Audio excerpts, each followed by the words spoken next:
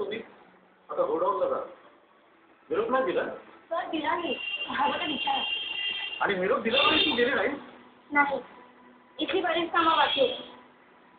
ही कामं नंतर उरकायची. म्हणजे कधी? बाकीच्या कामात इतकं बिझी ठेवलं की या कामाला वेळच मिळत नाही. आणि जर कामं झाली नाही की तुमची कोणी आहे तर. मला सारखा पगार घेता ना, मग पटापट कामं करायला शिका. आणि त्या कॉर्पोरेशनच्या कामाचं काय झालं? मी तिथे गेलेच नाही. काय म्हणाला? हो, मी तिकडे गेलेच नाही. हे तिकडे चाल, इथली कामं उरकायला. हे आत्ता सांगताय मला तुम्ही? मग कधी सांगा? तुम्ही सुद्धा आत्ताच येताय ना. आणि तुमचं बोलणं आटोपल्यावर सांगणारच होते मी. काय ठरून काय आलात आज? काही नाही, हे घ्या माझं डॉक्टरचं लेटर. काय लिहिलंय त्यात? माझ्या आवाजाचं काम करायला मनाई केली त्यांनी. अरे वा, नोकरी इथे करतायत आणि मनाई ते करतायत. एवढंच असेल तर त्यांच्याकडे जाऊन नोकरी करा ना, तेच पगार देतील. तेच मालक आहेत ना तुमचे. मग तुम्ही सुद्धा माझं मालक नाही, काय भाव? काय म्हणाला?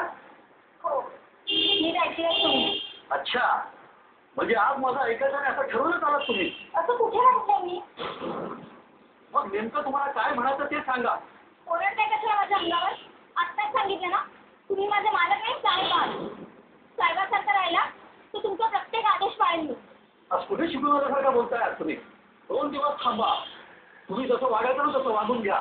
मी तुम्हाला दाखवतो सगळं काय ते.